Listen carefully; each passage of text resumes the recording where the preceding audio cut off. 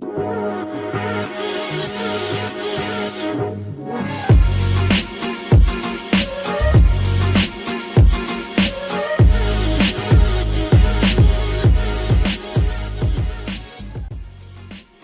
and welcome back to the As Told by Bold podcast. This is your courageous host, Stasea.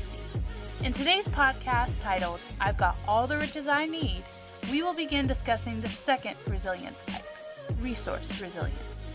Resource resilience can be defined as recognizing that resilience can be increased by accessing the resources you currently possess or could potentially possess. It means that you maximize your talents, mindset, abilities, relationships, money, physical assets, and personality traits. Additionally, you also realize that you have undeveloped talents and untapped capabilities that you can use or develop. With me today, I have Roxanne, an associate family and marriage therapist, along with Linda, a transfer graduate student. Let's get into it. When I transferred here as a grad student, it was the first time I left home. Yeah, it was the first time. And I uprooted and I came here, and back home I had insurance. I had Medi-Cal. Well, I learned the hard way when you move counties from Fresno to Orange County. I lost that. And 2 weeks before I moved, I was told I might have MS, which was very scary. And I was told I need to see a neurologist. So I was, very concerned about that and what that could mean.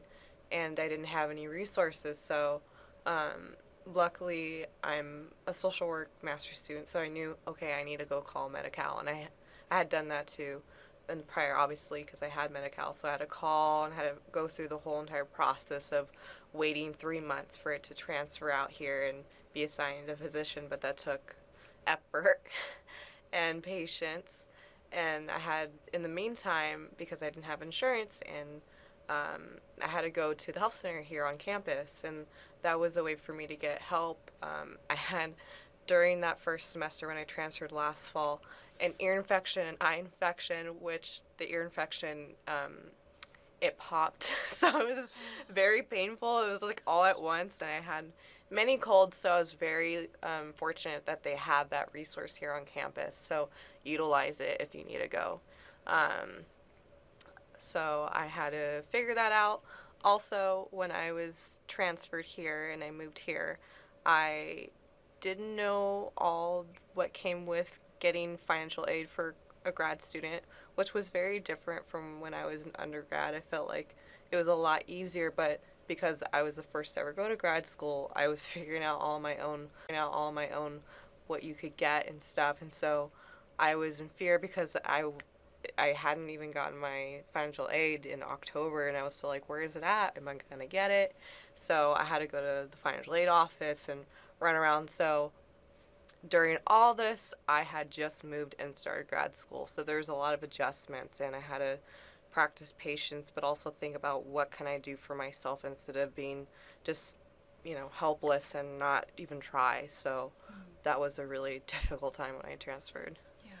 I mean, talk about resilience, like over and over feeling like, what do I do now? Yes.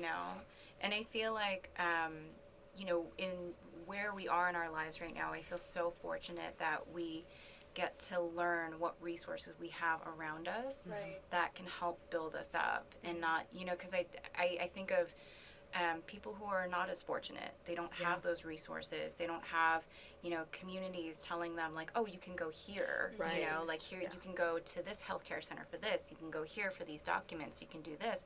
And we have that around us. So I feel like we're so fortunate, and I'm just grateful, Right.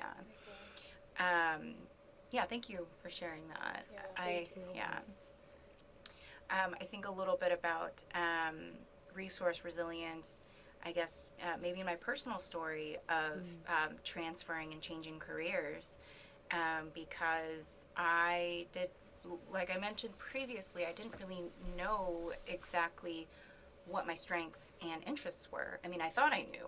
I was kind of told. And I was able to work in the medical field for a little while, and realize, like, I am good at this.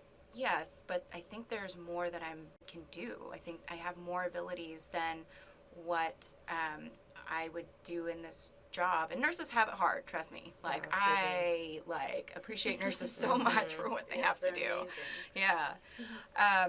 But I realized, like, oh, maybe I think my strengths are somewhere else. And I started connecting with people, building relationships, and really just being able to reach out to my community a little bit more.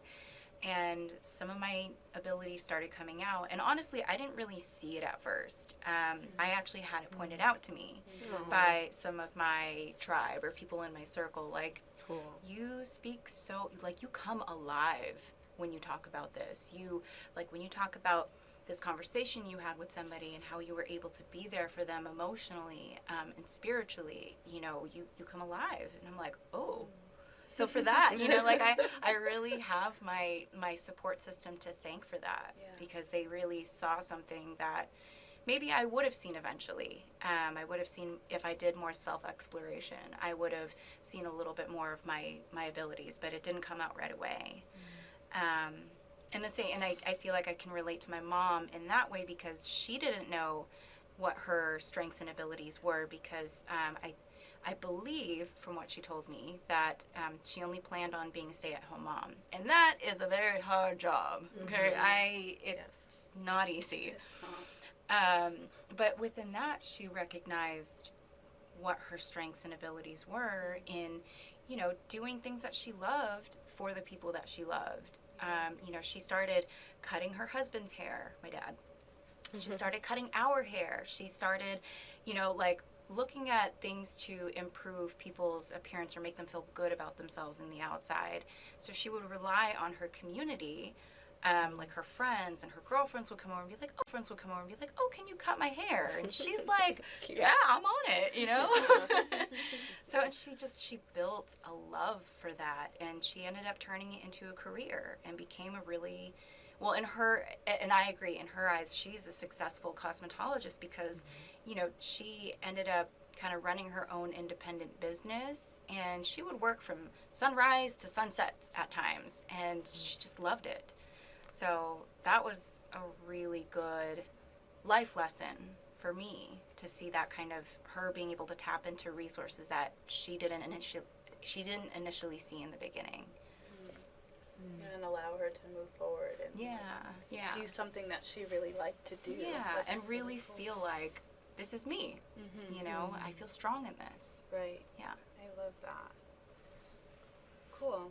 I am thinking about resource resilience, and for me personally, I think about it, it's kind of connected to, like, what you were saying about someone bringing out, like, mentioning, like, what you're good at, you light up when you talk about these things. A similar thing happened to me. It kind of relates to relational resilience with a close friend. Shout out to Mindy. Love you, girl.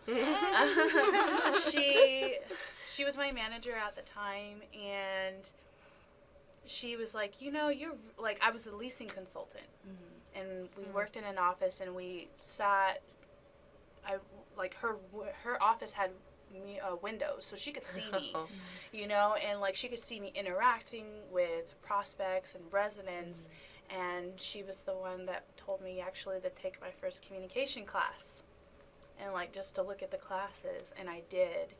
And when I realized that I had these talents that were undeveloped, but that I had, like, a clear talent in, that's when I started to utilize more on my resources. Because originally I thought, oh no, I'm not going to be able to graduate. Like, I've already failed algebra twice. I'm about to take it a third time, and if I fail that, like, I don't know, they're going to kick me out and tell me never come back, you know? Yeah. So, you know, I was really concerned, but when she told me that, and I started to take my communication classes, I felt at home. I felt like this is where my talent is, and I made a decision for myself to utilize that talent to drive me throughout my academic process, because it's where my natural skill is, and I'm really good at it, in my personal opinion. And I think that as I continue to hone into this resource, it has allowed me to create valuable relationships. It allowed me to be happy when I do exercise professions that I get to utilize my communication skills. So as I learn and I further develop my communication, I recognize that this resource provides a resilience for me, because originally when I was walking to school, I'm thinking I'm not going to graduate. There's no way. I can't do all these biology classes and math classes. Like, oh no, I went from wanting to be a veterinarian to a doctor to a lawyer. Like, all the ones my parents were like, you should do this. But then I really had to listen to myself and then take from my tribe the suggestions and then utilize that resource to allow me to be resilient, to overcome my challenges, to get my degree that I knew I wanted to get at the end of the day. Right. And that's so good, because you also mentioned being aware that you can make that choice, right? So it kind of touches back on that self-awareness, like, who am I, what do I want to do, what am I passionate about, what is here that's so much in what you're saying. Thank you all for listening to this segment of the mini-series. Next, we have a short 90-second story from one of our bold scholars. Hi, my name is Clarissa. I'm a bold scholar, and I'm also a first-generation college student. I first entered college because I wanted a better life for myself. And with that will and that want, I wanted to find any way to help me navigate the system. Because when I first started college, I had many struggles of trying to do full-time work of 40 to 50 hours, a 2-hour commute, and going to school full-time. And in doing all that, I thought this was what success looked like. This was going to help me reach my goal in getting a college degree.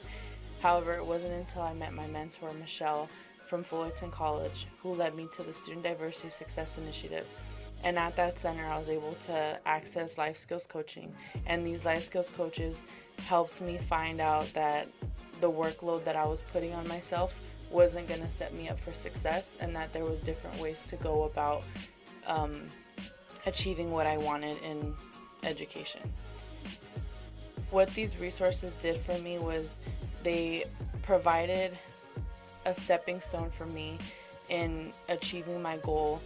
When it wasn't that I didn't want it, I wanted it, I just didn't know how to get it. And finding resources like the Student Diversity Success Initiative really helped me in my transition into Cal State Fullerton. At Cal State Fullerton, I had that same mindset, wanting to find out more resources because there was so much I didn't know, that when I got here, I was able to access the diversity research centers. I was able to access the Career Center, and I knew that accessing these centers was going to help me. So it's important for all of you listening who are having trouble navigating the college system to access those resources available to you. Thank you all for joining us today. We hope you enjoyed listening to our podcast about resource resilience. We will catch you next time on the As Told by Bold podcast, a mini-series.